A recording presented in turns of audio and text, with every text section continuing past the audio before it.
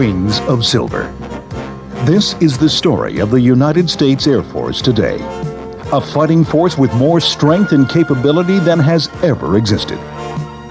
It is an organization that combines talent, skill, and dedication in pursuit of one goal: gaining and maintaining the high ground when the Commander-in-Chief decides to throw a lightning bolt.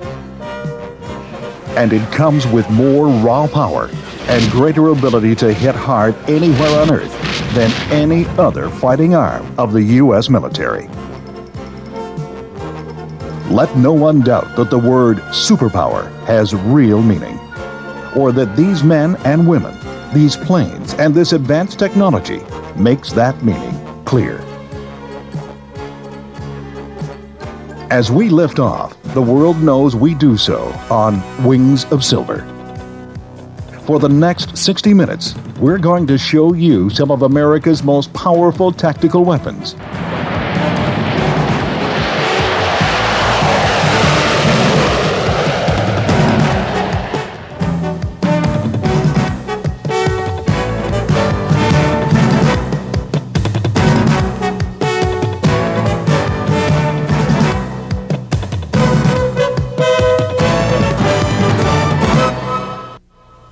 KC-10 Dizzy 1-1 will be refueling twice en route to Tyndall, taking on approximately 17,000 pounds of gas. South of Aberdeen, South Dakota, we'll split from the KC-10 and proceed to Tyndall on our own. Any further questions? Let's go. The United States Air Force today has discovered the secret to delivering air power anywhere in the world. It's found a way to move America's frontline interceptors to any strategic area in a matter of hours. The secret is the McDonnell Douglas KC-10A extender. The KC-10A can load up to 60 ground staff or other support personnel and up to 200,000 pounds of fuel. It's this fuel that gives the Tactical Air Command pilots the ability to reach targets halfway around the world.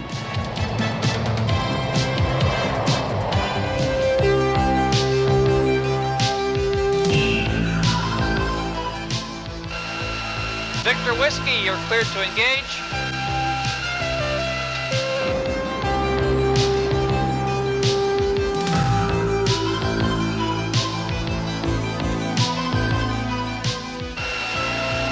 Pilot Boom, we have a good contact. Engineer, you can give us fuel.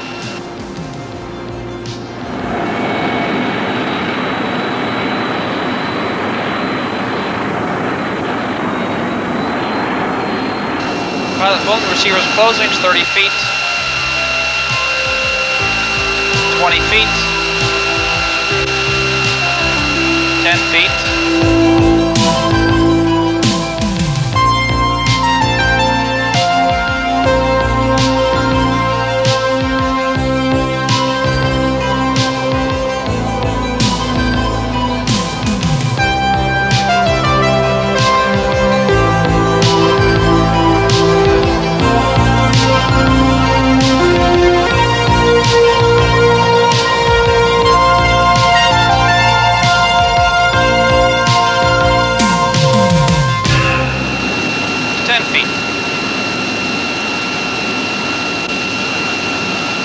Six has a contact.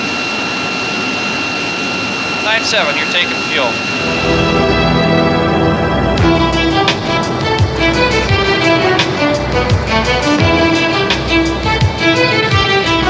One 3, you're cleared to contact position. 8-4 is ready.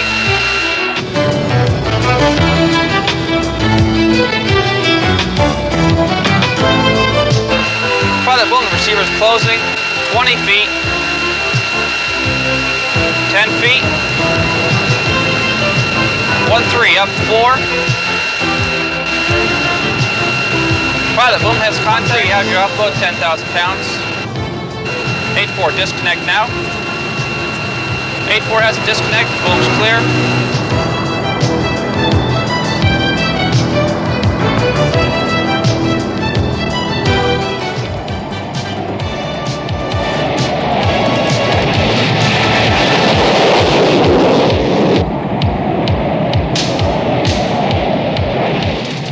The KC-10A was developed by McDonnell Douglas from the civilian DC-10.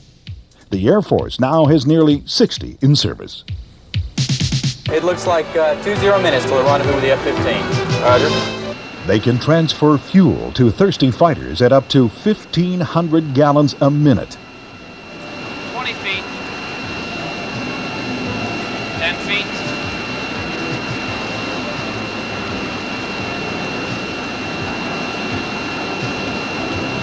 Six contact.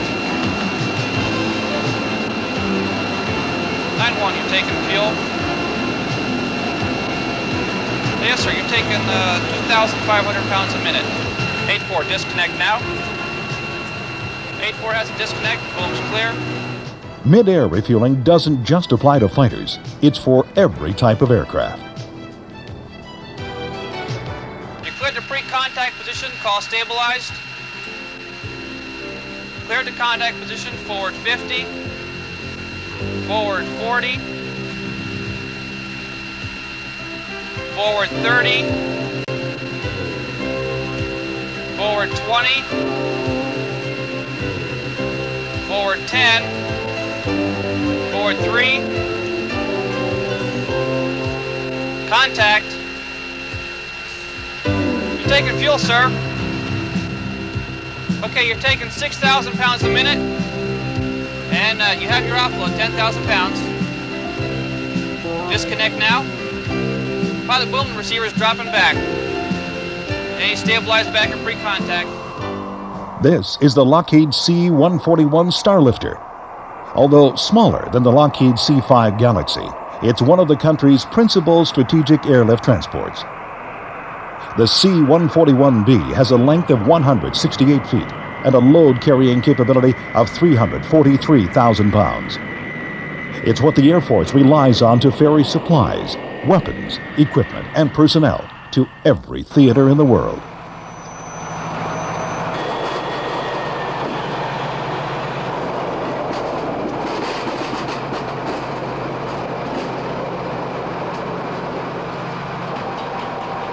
From one of the largest to one of the smallest, this is the General Dynamics F-16 Fighting Falcon.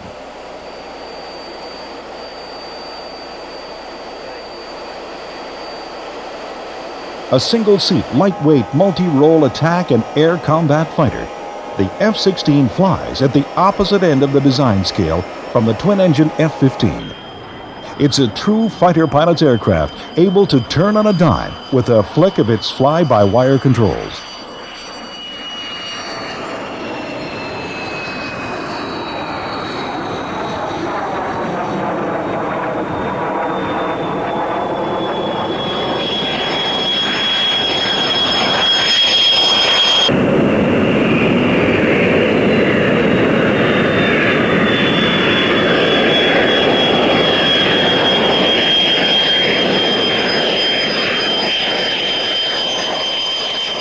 And now, here's a sight that has terrified aggressors from the Middle East to Vietnam: the McDonnell Douglas F-4 Phantom. For almost 20 years, the F-4 was the top fighter in the world, the standard against which all others were judged. Originally a Navy plane, the F-4 was able to carry heavy weapon loads long distances, and the advanced Wild Weasel platform is currently the standard Air Force defense suppression aircraft.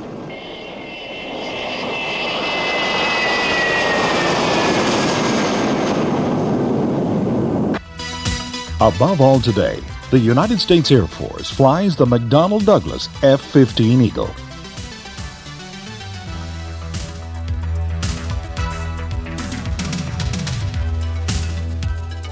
The F-15 is the most advanced, most powerful, most hard-hitting all-weather air superiority fighter in the world.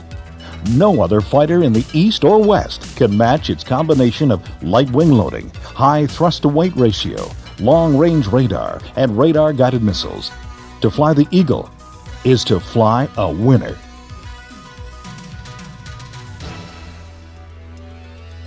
Flying fighters requires coiled tension, single purpose of mind, unwavering calculation, and instant resolution of problems in a high-risk environment where hundreds of things can go wrong.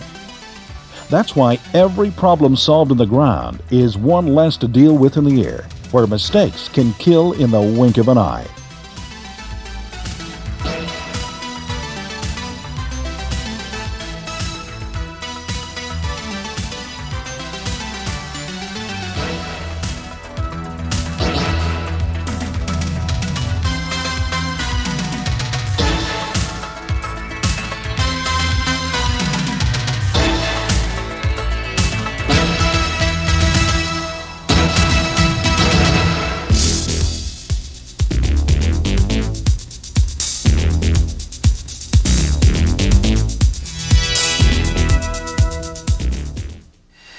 This is the Northrop McDonnell Douglas YF-23, one of two prototypes competing to be the new advanced tactical fighter, which will replace the F-15 Eagle in the late 1990s. Future threats, which the F-15 can no longer counter, will be defeated by the lethal ATF. With its balance of increased speed and range, enhanced offensive and defensive weapons, and by using the learned lessons of stealth technology. The futuristic-looking twin-engine ATF will fly and fight in the advanced radar networks and dense surface-to-air environments of the 21st century. It will use a first-look, first-kill capability to detect and destroy enemy fighters of today and tomorrow. Awesome. He's gone. To keep these planes flying takes the very best on the ground. In today's all-volunteer Air Force, these ground technicians are key to keeping America's air power in the air. You can tell it in their appearance, in their training, and in the pride they bring to the job at hand. Let's watch now as they position an arriving flight of F-16s.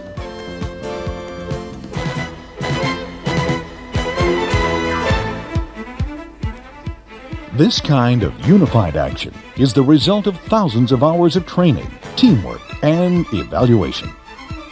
The teamwork means that every man knows his responsibilities in keeping his pilot in the air.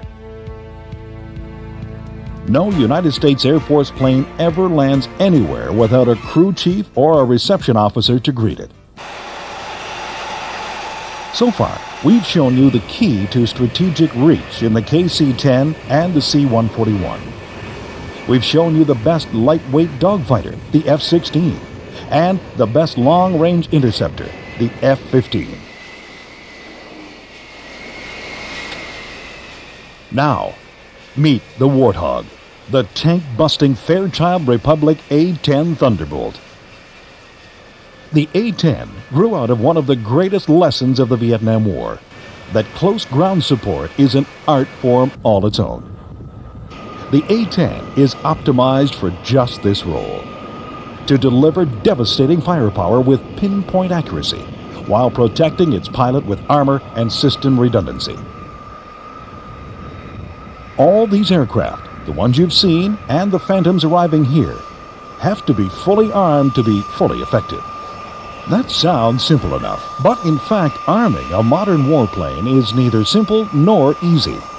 In fact, it's such an important part of Air Force preparedness that it's the subject of an annual competition among ground crews to see how fast and accurate they can be in arming similar warplanes.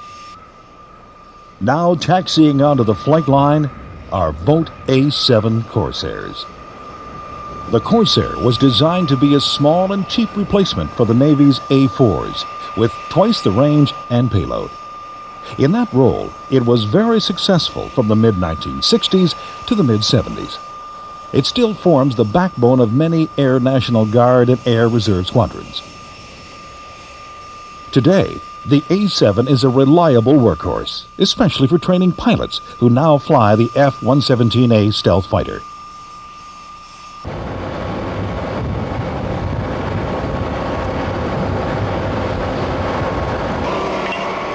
The aircraft are now ready to be armed. A very specialized and dangerous procedure. Before any missile is launched or any gun is fired, they must be loaded. Ground crews spend hundreds of hours practicing for these exercises. That's because the performance of the ground crew is as critical to the success of the mission as any flying done by the pilot.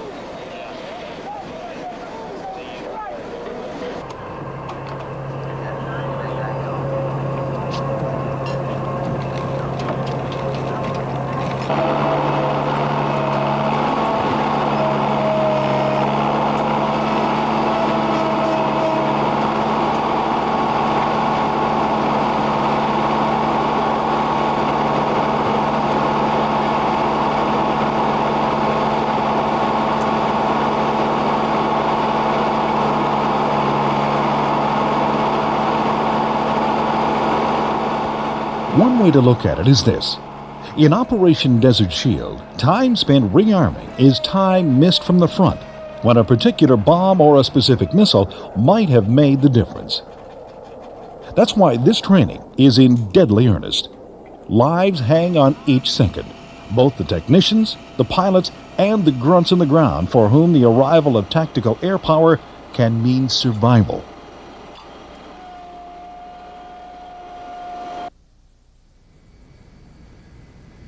Getting information on your enemy is vital in war, but it can be even more vital in peacetime.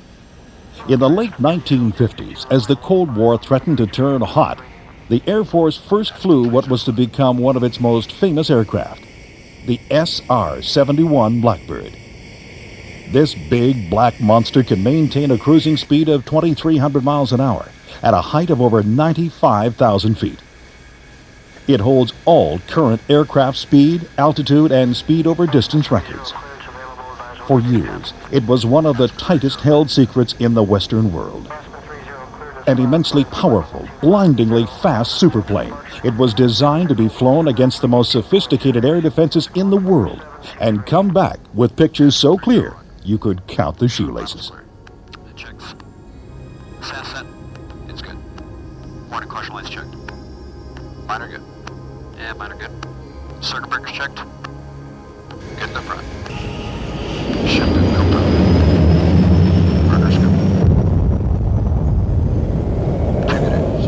Max thrust. Burner. Speed choice.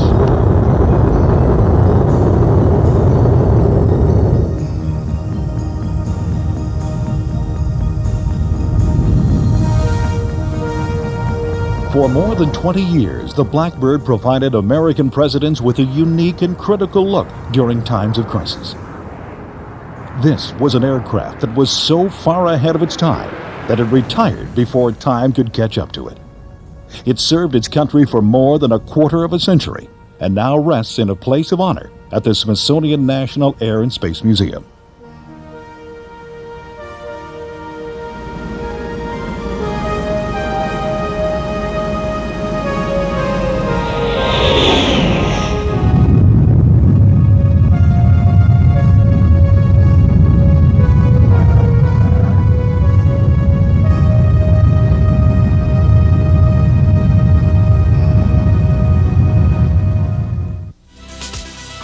Fighter pilots don't strap into a jet. They strap the jet onto their backsides, using it as an extension of their mind, body, and soul. Preparation for each individual flight is critical to success. That includes detailed pilot briefing and the painstaking work of maintenance crews in readying the aircraft and its weapons. We want to work on our visual mutual support as a force ship. Certainly work on our comm.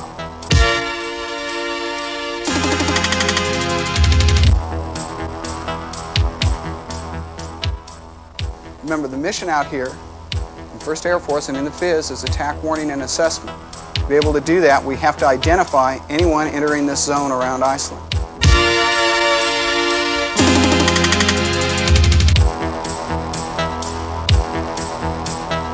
Our job is to get the escort, strip them, and then let the other guys go for the strikers.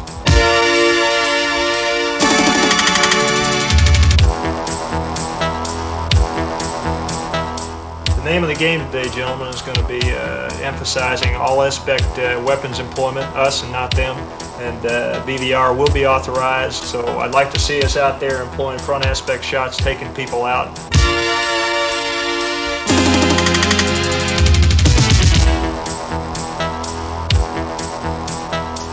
We want to target max number of entities, maintain force-ship mutual support, maintain visual element support, accept 0 losses. Everybody's job in here to kill their sort and then kill somebody else.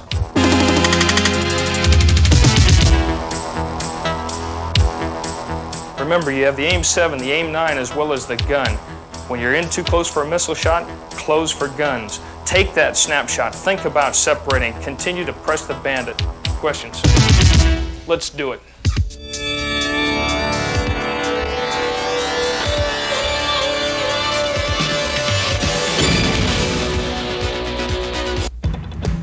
When a fighter pilot in full gear approaches his multi-million-dollar airplane and returns his crew chief salute, his first words are, "Can we launch?" If the crew chief says yes, the pilot signs for the aircraft and begins his walk-around inspection. A fighter pilot cannot take off without the permission of his crew chief. A crew chief will not sign over the jet unless he knows to the limit of human comprehension that the jet is worthy of life itself.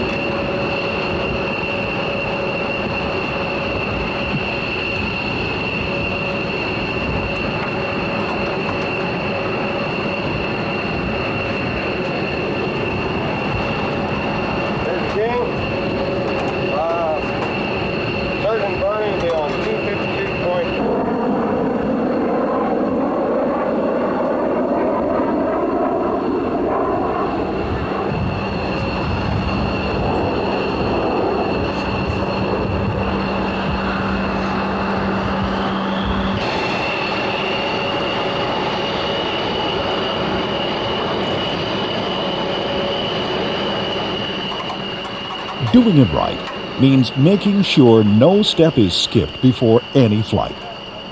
Too many lives and too much expensive equipment is riding on every flight to make a mistake. By the time the pilot climbs into the cockpit, he knows as much as anyone that his aircraft is ready to carry out the mission assigned to it.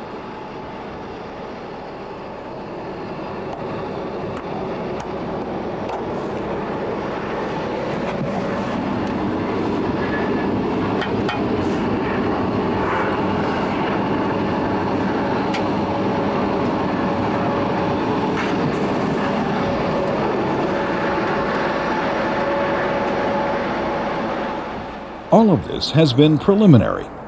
When he climbs into an armed jet fighter, today's Air Force pilot enters a different world. The real world, where he has to learn to fight and win in the air.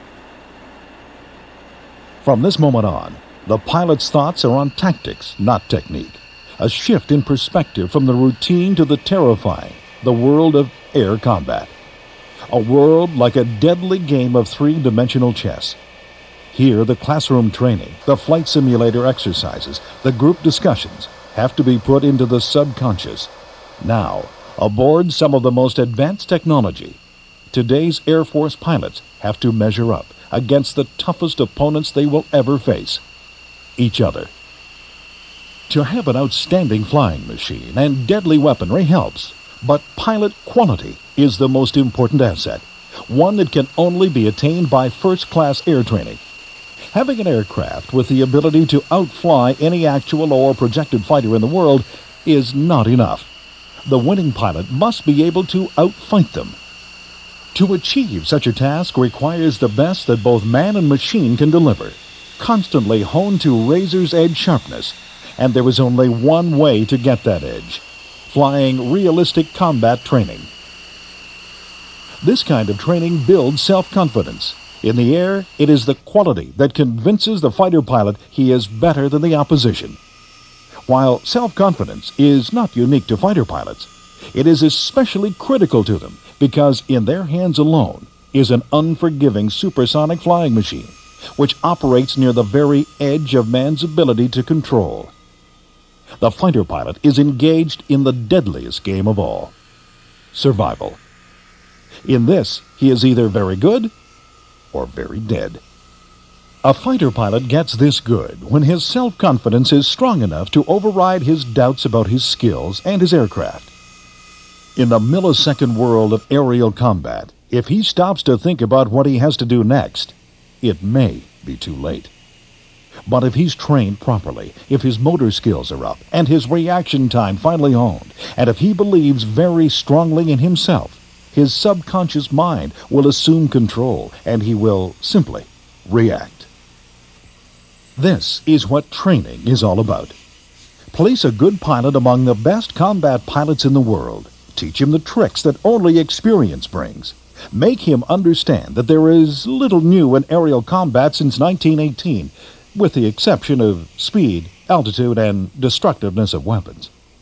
Impress upon him the fact that the opposition possesses the same motor skills, reaction time, and technical expertise. And then, hammer into him the fact that what makes him better is practice and experience. Only then will he be up to the task of taking a supersonic killer into the air and seeking out another self-confident pilot in another supersonic killer and beating him.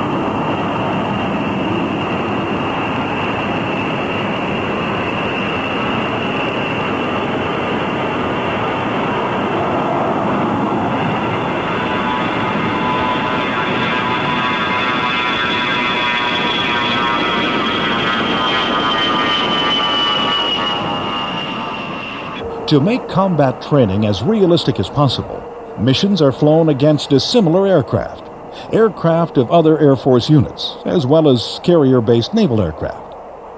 In these scenarios, the enemy may be simulated, but the action is real. In all air combat, the variable is always the pilot. How much maneuver potential he extracts from his aircraft will determine his success in battle. The trick is to keep his head out of the cockpit and fly the aircraft instead of watching over it. His goal must be to spend less time with the machine and more time with the fight outside. Keeping track of his enemy is the key to staying alive.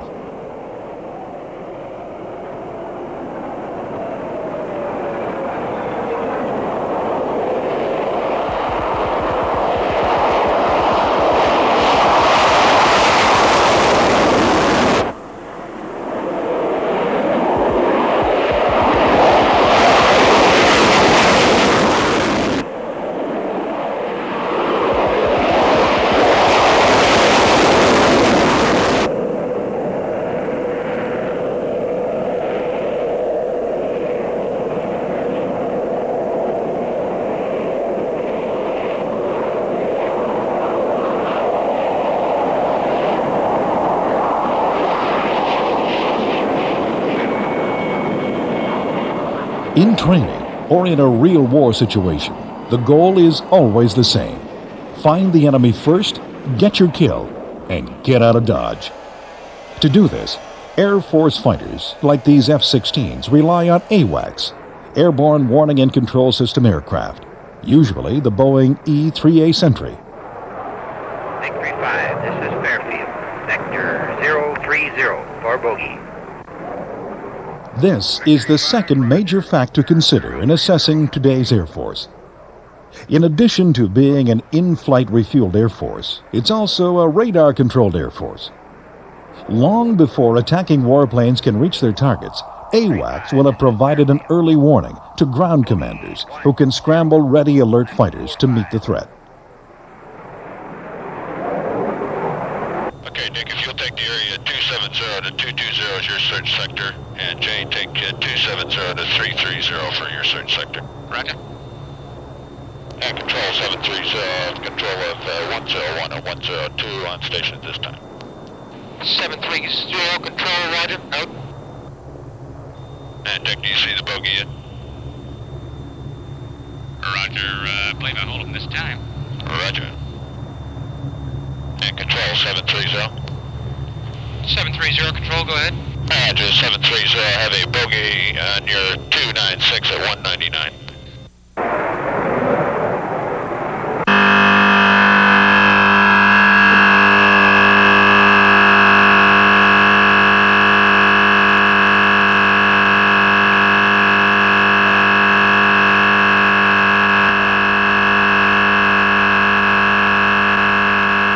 Basically, when the horn first goes off, you're pretty much just interested in getting down to your airplane and getting started and ready to go as fast as you can.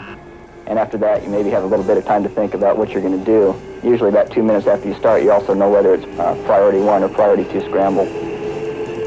Maintaining aircraft on alert requires constant readiness, training, and preparation for wartime aerial combat. Under ideal conditions, it is a test of man and machine.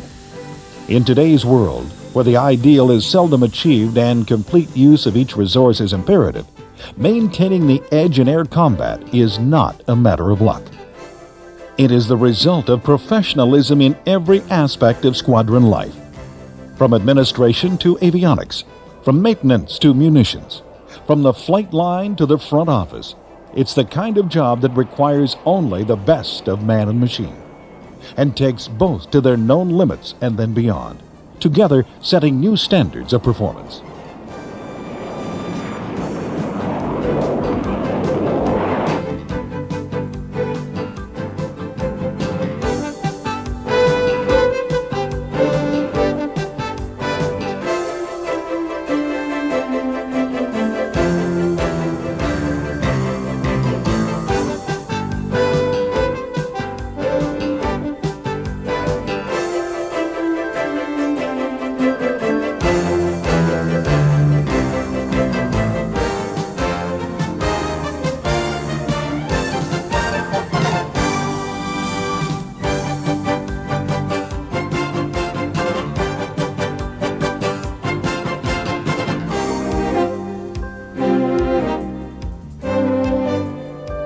Target checking 150 in the block 15 to 18.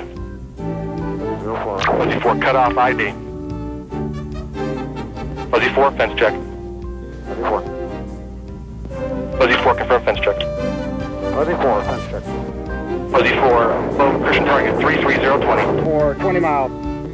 Contact target. Fuzzy 4 Judy 330 20 miles. Roger Judy. Fuzzy 4, clear to fire. Fuzzy 04 is clear to fire. Mako 1, marine target. 10 miles. Fuzzy 4, 10 miles. Nomad 3. 10 mile 3, tally ho. On the nose, 160, 20 miles, 8,000 feet. Gun target looks like an F4. There's 2 of them. That visual mood joint.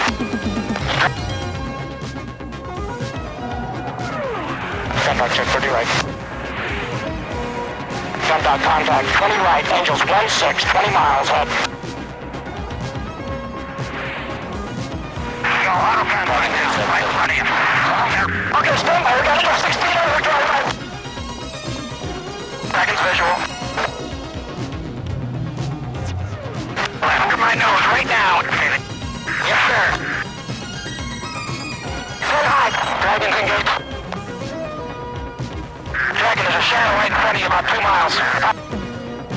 Okay, Gundog, we got one off my nose now. Down low, he's coming above you. Keep cover, you're safe. Gundog, in course, 90 left. Roger. Gundog, wake up. We got 4 of them.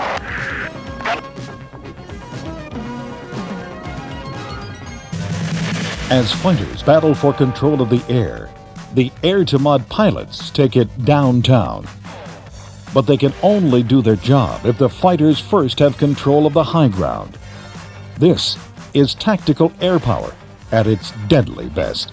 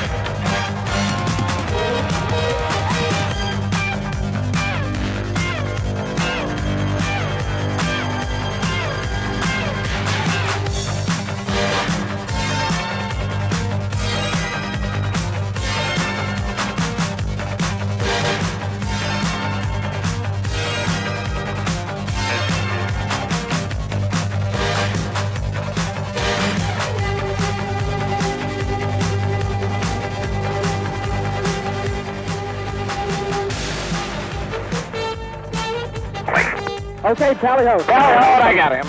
Going the other way. Okay. He's no threat to you now. He's no threat. Overhead. I'm back. I can't do anything about it. I ain't Okay, 300 knots. I got him. Okay, there's them 5 right down. Okay, forget it. He's on me. 3 o'clock down. I've got him. No time. Parker, too high. You got to touch your work and you low it. Parker, 8 tall left 4. Good turn on the reversal. Box 1 on the F5, nose down. 8 tall on the turkey in the left turn. Okay, bogey on the left side. Might be I got him. 3.5 minutes. Homer's out of here. F4 belly, left side, 10 o'clock. I thought you got F14. Left side, turn right east left. You got a turkey high at your 8 o'clock. Bring it around hard. Keep it back hard. 4 turn in. I got him. Hawk's got a That's all on the 30 degree F4. retard on the F14 going starboard through 240. Okay, let's find the Phantom and kill him. I think the Phantom just joined the fight, headed north. Okay, got a turkey. Need a call on the, Hey, dog, let's break it left. We got an F14 behind us. Break it left. Okay, break Thornton down. Kick your right 4 o'clock. Yeah, tally ho. His nose isn't on me, but I'm in deep trouble here. We're gonna bail you out, man. I'll get on his way. Okay, he's got about 50 to go with his nose. Okay, drag it easy. Okay. Okay, he's pitched off on the Mayberry at back starboard, dog. That's cool. You're about to get gunned. Oh, what a beautiful shot.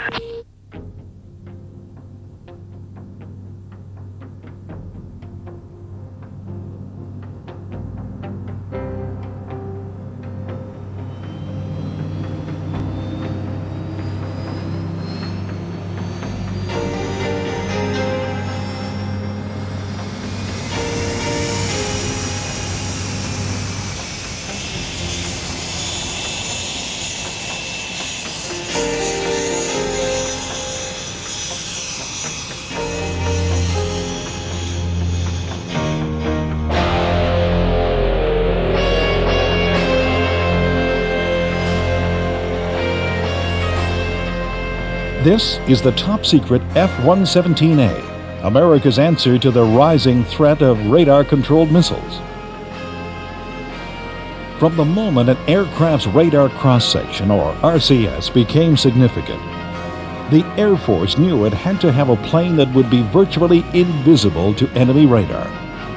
What it got was this F-117A stealth fighter. For more than 10 years, America's best-kept secret.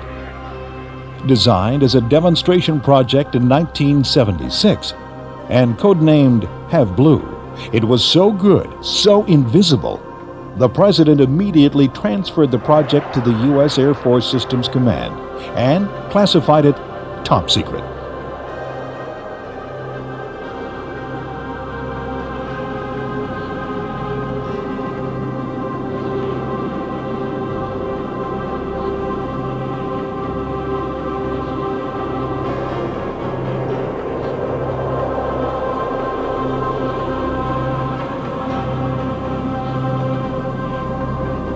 Testing went on through 1978.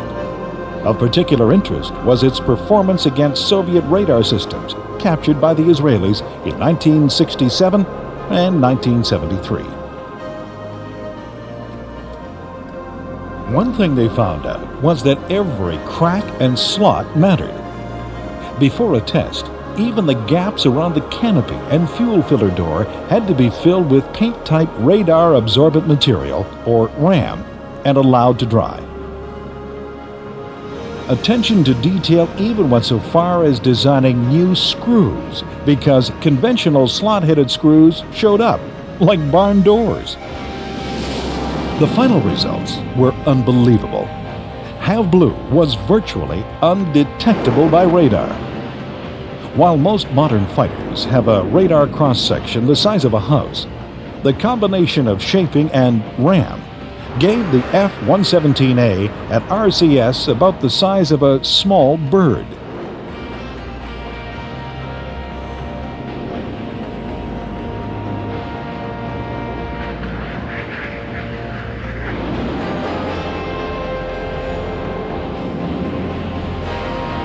It is deceptive, isn't it? Just looking at the shape makes you think it's about the size of a sports plane. In fact, The F-117A is an impressively large two-engined aircraft about the size of an F-18 Hornet. Because its shape is so critical, its 4,000 pounds of smart weapons are carried internally.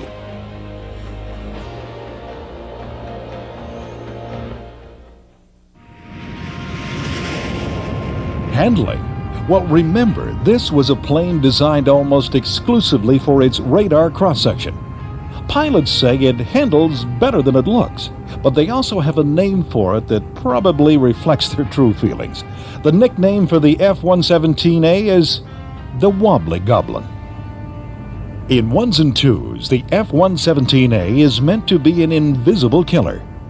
Its mission is to attack a small set of specific high-value targets, such as command and control centers. The Pentagon had to admit that this aircraft did exist after it carried out strikes in Panama during Operation Just Cause.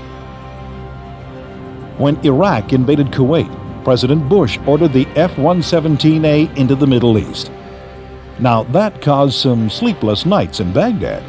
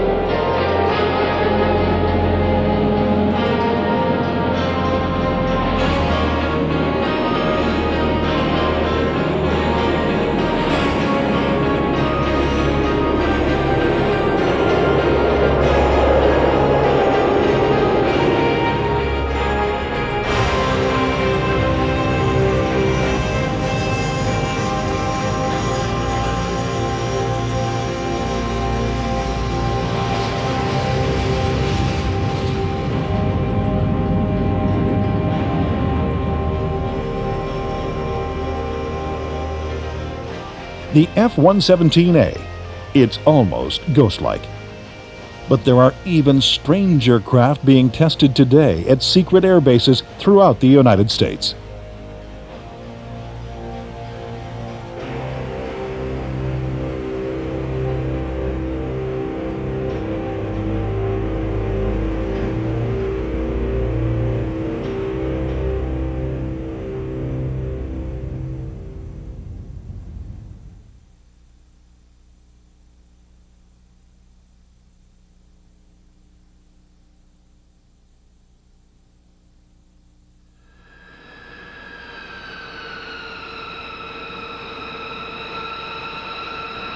This is the B-2. You can see it, but to radar, it is almost invisible. A ghost airplane that can't be identified or attacked. The B-2 is America's response to the threat to strategic bombers in the future. What was needed was a bomber designed from scratch to penetrate the thickest possible radar defenses. A bomber incorporating the latest advances in stealth technology. What was needed was this unbelievable aircraft, the B-2 stealth bomber. There is no question, this is a strange beast. At first glance, the B-2 seems almost organic, like some giant manta ray come to live in the desert.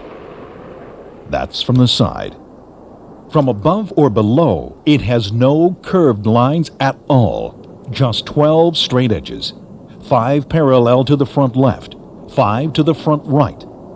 In this respect, the bomber resembles the F-117A. But from the side or front, the B-2 is all gentle curves, not at all like the fighter. The reason is both complex and simple. The analysis that was impossible for engineers in 1976 because it was too big for their computer was possible when the B-2 was designed, because Northrop used a supercomputer. This new software allowed engineers to compute radar refractions on curved surfaces and juggle them with traditional aerodynamics. In this way, the B-2 is a lot more of an airplane than the F-117A. It doesn't fly in spite of its design. It flies because of it.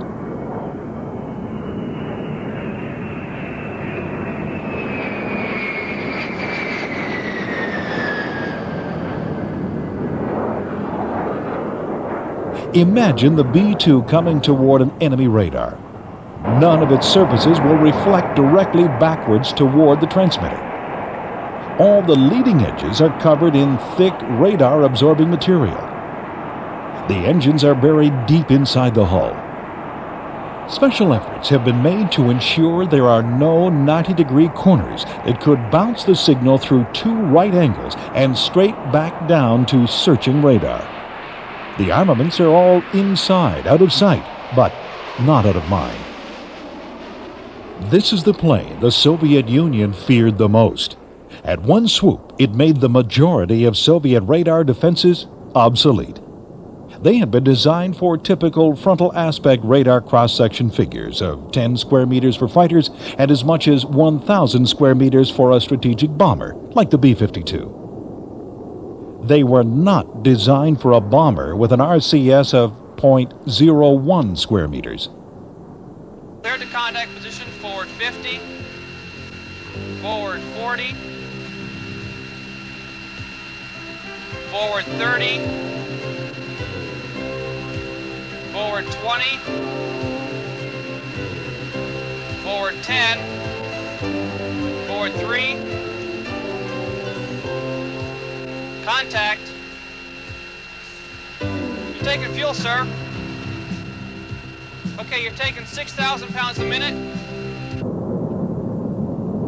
There is an argument made by some experts that these two planes, the F-117A and the B-2, played a part in ending the Cold War. The Soviet Union's economy was already stretched to match America's military might when Russia discovered it had a new problem: fighters and bombers that could not be seen, and thus could not be stopped. These experts say it was the straw that broke the camel's back. That Russia in effect said, Uncle Sam. And you have your offload, 10,000 pounds. Disconnect now. Pilot boom, receiver's dropping back. And you stabilize back at pre-contact.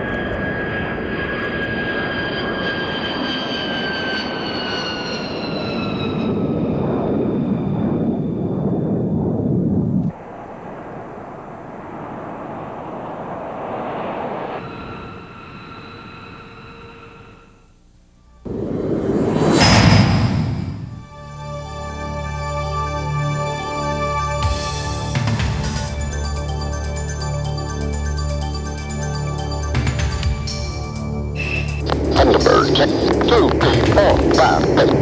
Let's run them up.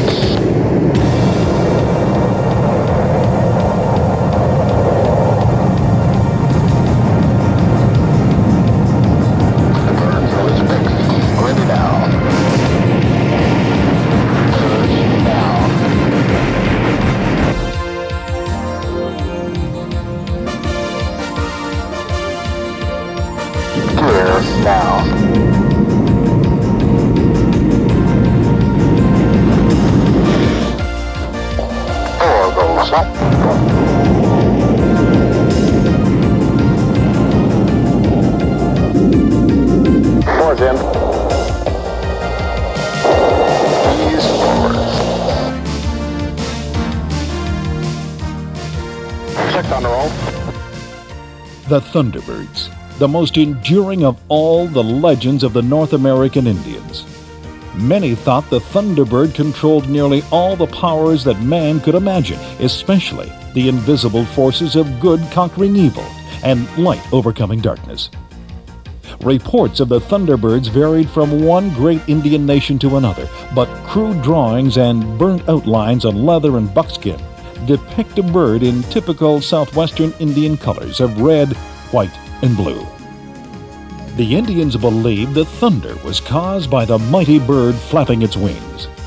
Lightning was believed to have flashed from its eyes or from 2 arrows carried in its talons that were hurled to earth. In 1953, the Air Force chose the name Thunderbirds for their aerial demonstration team. Thunderbirds. No other name will do. No other name could do. And now, accompanied by the music of John Seary, let's check it out firsthand and go for a high-powered ride. What you are about to see is wondrously beautiful.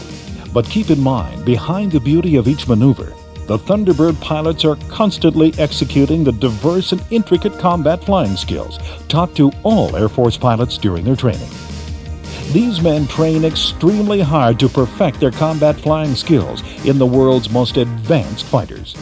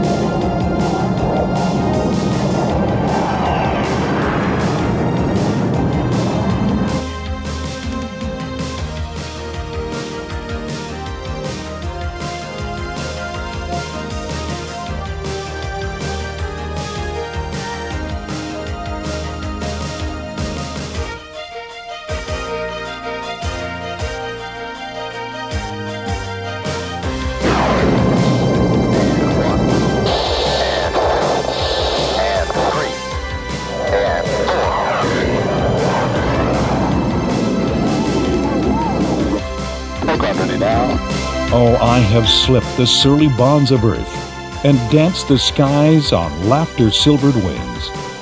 Sunward I've climbed and joined the tumbling mirth of sun-split clouds, and done 100 things you have not dreamed of. Wheeled and soared and swung high in the sunlit silence. Hovering there, I've chased the shouting wind along and flung my eager craft through the footless halls of air. Up the long, delirious burning blue. I've topped the windswept heights with easy grace where never lark or even eagle flew. And while, with silent lifting mind, I've trod the high, untrespassed sanctity of space, put out my hand and touched the face of God.